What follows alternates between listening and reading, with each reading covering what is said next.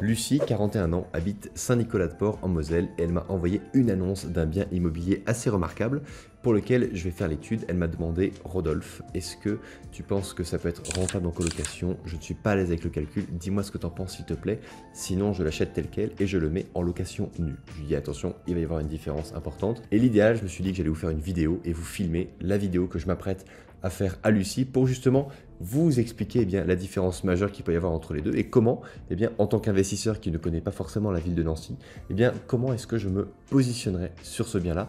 J'ai ici, bien, suite à l'appel que j'ai eu avec Lucie, des informations importantes concernant le bien par rapport à sa négociabilité, par rapport à la taxe foncière, par rapport aux charges de copro, par rapport à absolument tout, qui vont nous permettre de rentrer dans le calculateur des investisseurs intelligents qui est juste là sous mes yeux et pour lequel on va aller sur mon écran d'ordinateur tout de suite.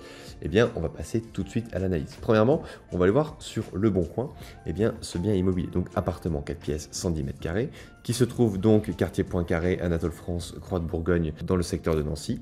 Ici, on voit quoi? On voit que c'est un appartement, alors j'ai eu également l'information par Lucie, que c'est un bien immobilier qui est vendu, bien sûr, dans le cadre d'une succession. Ça ne fait pas l'ombre d'un doute, hein, quand on voit la décoration, le style, l'appartement qui est vraiment en très très bon état, mais qui est un petit peu vieillot dans la décoration. Là, on voit qu'il y a du mobilier qui est ancien. Ensuite, là, c'est très important, on a une répartition de l'appartement avec chambre 1, chambre 2, chambre 3. Ici, un très grand séjour qui est traversant. Donc moi, ici, quand je pense colocation, à quoi je pense tout de suite? Je pense à fermer ici, rajouter une porte pour venir créer la 4e chambre parce que la 4e chambre va vous apporter vraiment une rentabilité bien supérieure. On va faire la simulation ensuite. Une autre chose qui est à considérer, c'est que lorsqu'il y a 4 chambres, il est vraiment intéressant d'avoir une 2e salle de bain parce que 4 personnes sous un même toit avec une seule salle de bain, c'est un petit peu serré. Mais là, dans le cas présent, on a quoi? On a ici des toilettes qui sont justement bien, séparées de la salle de bain, ce qui fait qu'il n'y a pas ce phénomène d'embouteillage lorsque le matin ou le soir, les gens vont aux commodités. Et donc, on peut très bien rester, imaginer un appartement avec 4 chambres, une salle de bain, du moment que les toilettes sont séparées. Donc là, vous voyez que dans la physionomie de l'appartement, il n'y a pas beaucoup de choses à faire. Il y a juste à créer une chambre en plus qui donne bien, un appartement qui est ouvert sur le salon, la salle à manger. Après, reste à voir l'orientation géographique pour voir si on est plein sud ou pas, mais à la rigueur, c'est pas forcément très grave. On a ici une cuisine qui pourrait, à moindre coût, s'ouvrir ici pour être vraiment ouverte sur l'espace de vie. Voilà, mais après, c'est des choses qui ne sont pas forcément importantes. On va voir comment, avec un minimum de frais, on peut sortir le maximum de rentabilité parce que Lucie m'a dit dans son appel téléphonique qu'elle n'était pas forcément à l'aise avec les travaux, qu'elle était très prise par le temps et qu'elle ne pouvait pas bien, forcément gérer les travaux bien, inhérents à la mise en service de son appartement, que ce soit en location nue ou que ce soit en colocation. Donc, on a vu cette photo-là. On voit quoi? On voit ici une cuisine qui est certes vieillotte, mais qui est quand même en très bon état. Ça, c'est un petit peu l'intérêt lorsqu'on achète un appartement qui est possédé par un couple de personnes âgées. Ici, on voit quoi? On voit qu'on a une machine Miele, probablement un lave-linge. Et Miele, je ne sais pas si vous connaissez, mais c'est juste la meilleure marque d'électroménager qui soit. C'est ce qui coûte le plus cher. Donc, on est ici avec des gens, des propriétaires qui vendent leurs biens immobiliers, qui ont mis le paquet sur absolument tout. Si vous avez du Miele ici, vous avez probablement du Bosch ou encore du Miele sur les autres appareils électroménagers. Et donc, autant vous dire que lorsqu'on est dans des gens qui possèdent ce genre de choses, dès qu'il y a la moindre infiltration d'eau, on le répare. Dès qu'il y a le moindre problème de papier peint qui se décolle, on le répare. Dès qu'il y a le moindre problème électrique, on le répare. Chauffe-eau, on le répare. Donc là, en fait, vous êtes sûr et certain d'acheter un bien immobilier qui va être nickel. Et là, on voit quoi? On voit que c'est un bien immobilier qui est habité par ses propriétaires. Et donc forcément, c'est le meilleur état que vous pouvez trouver comme appartement.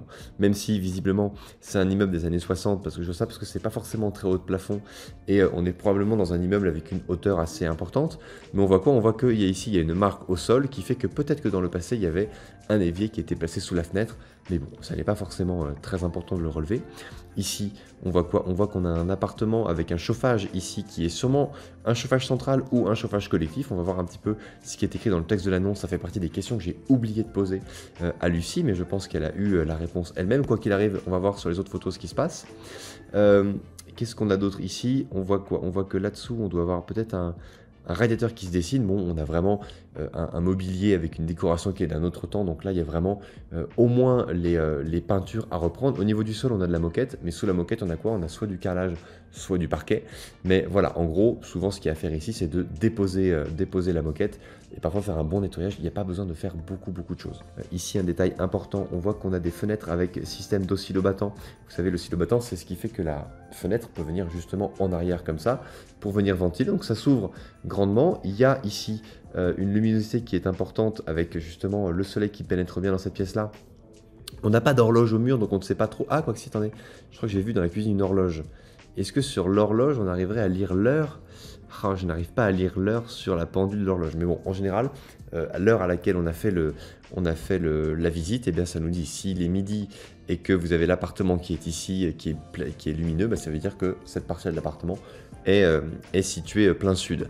Après, je vais retourner voir rapidement, est-ce que sur le plan, parfois sur le plan des architectes, il y a également l'orientation avec, vous savez, avec la boussole. Non, là, on n'en a pas, on n'a pas d'indication ici. Bon, écoutez, tant pis, c'est pas très grave. Mais moi, je regarde toujours l'orientation parce que j'aime bien quand les chambres sont au nord et que les pièces de vie sont au sud. Ici, on a une salle de bain. Regardez, la salle de bain, elle est nickel, même si elle n'est pas forcément toute récente. On a une paroi de douche qui est vraiment ce qu'il y a de mieux en termes d'entretien lorsqu'on met ça en location, parce qu'il n'y a pas de mécanisme, il n'y a pas de porte à glissière, il n'y a pas de problème. On a un éclairage qui est là, on a un toit qui a été refait, on a certes un papier peint qui n'est pas terrible, mais qui peut soit se repeindre, soit être déposé et remis en peinture avec...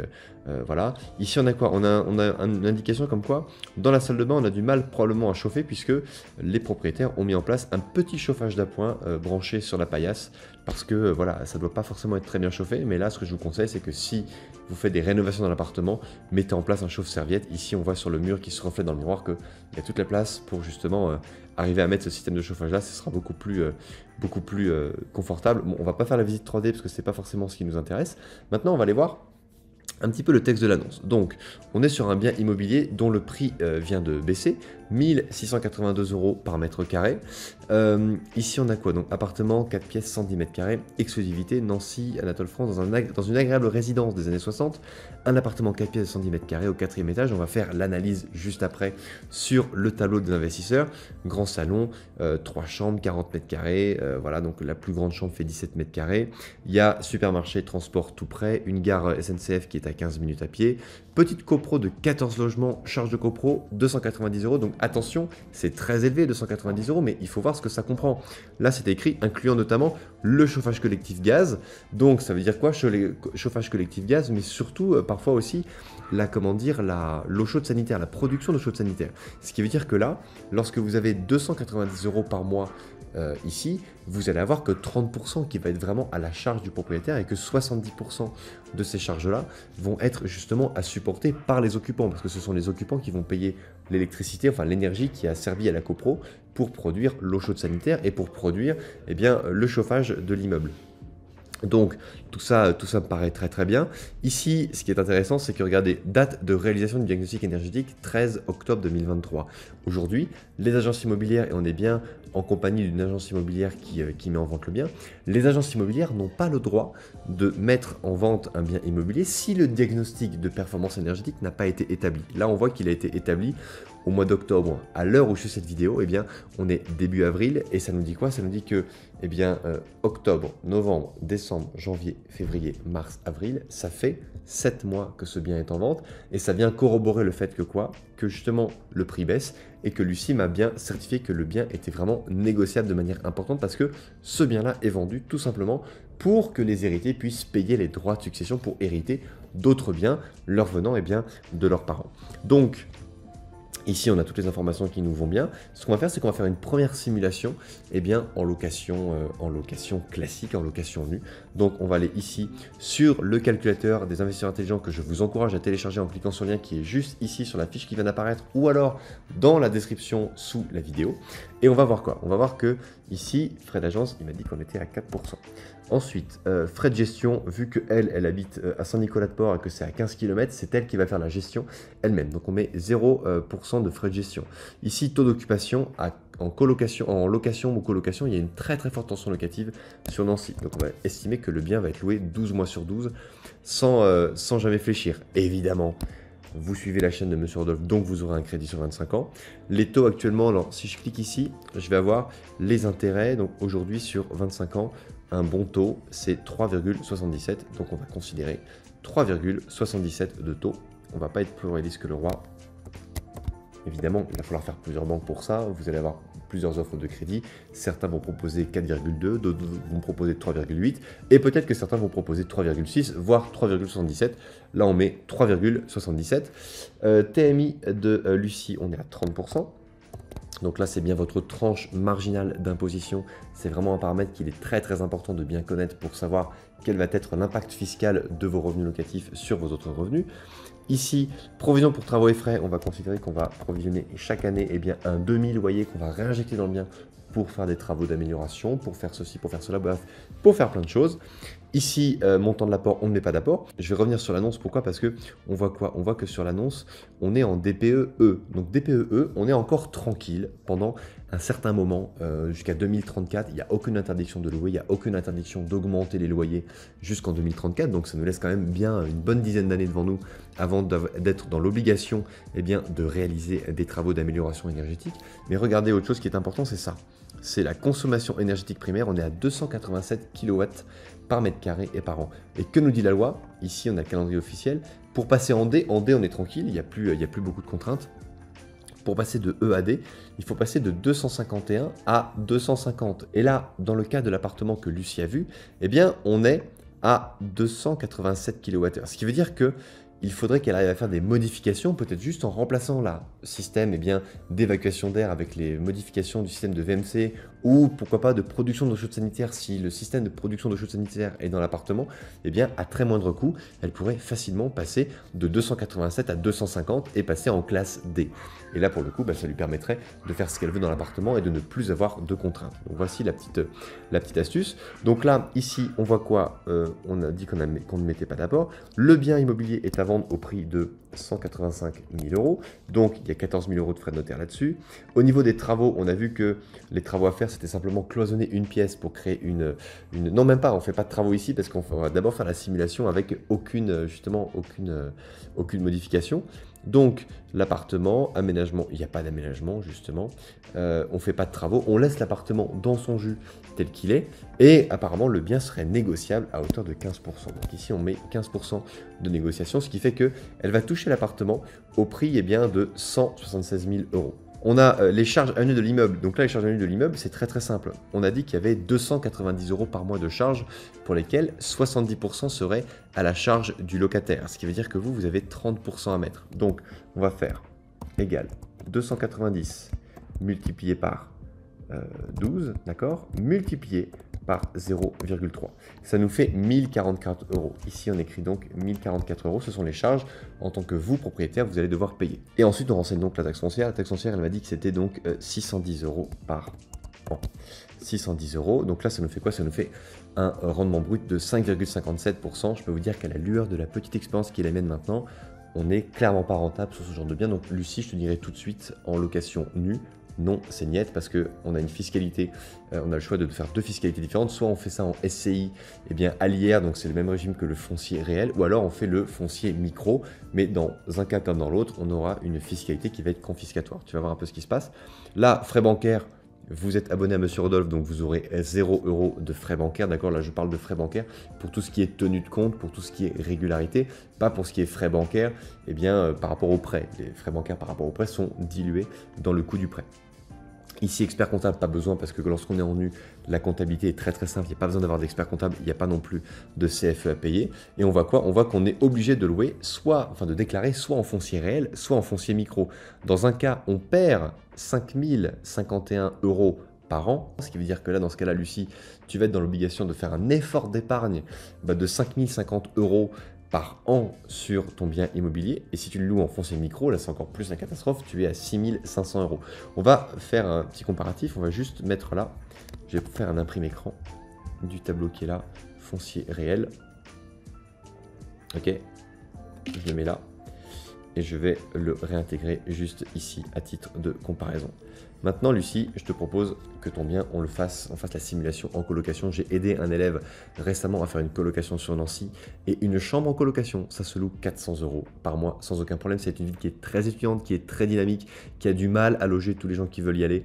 Donc, je peux te dire que c'est beaucoup plus rentable. Et on va faire une simulation avec simplement des travaux légers, uniquement des travaux pour lesquels tu vas pouvoir cloisonner une chambre et c'est tout. Tu cloisonnes une chambre, tu mets du mobilier et c'est tout, c'est basta. Ok. Donc, je vous rappelle que ce tableau, vous pouvez le télécharger en cliquant sur la fiche qui est juste ici ou dans la description qui est juste en dessous, parce que c'est vraiment un outil qui va devenir votre meilleur ami pour que vous puissiez maîtriser tous les aspects financiers et fiscaux qui gravitent autour d'un bien immobilier. Donc là, au niveau des frais d'agence, ça ne change pas que ce soit une agence immobilière, voilà, que ce soit la colocation ou pas. Taux d'occupation, on sera toujours à 12%. Ici, on va toujours faire un prêt sur 25 ans avec un taux actuel. La TMI de Lucie ne va pas changer. Et en fait, il y a une telle tension locative et c'est un appartement dans lequel il y aura peu d'entretien qu'on va rester, on va garder 0,5% de provision pour travaux plus frais divers. Eh bien, dans la colocation, on n'est toujours pas d'apport. L'appartement, on le continue à l'acheter à 185 000 € avec une négociation de 15% parce qu'après tout, le propriétaire ne va pas vous faire une négociation plus importante que ce soit une location nue ou une location meublée en colocation.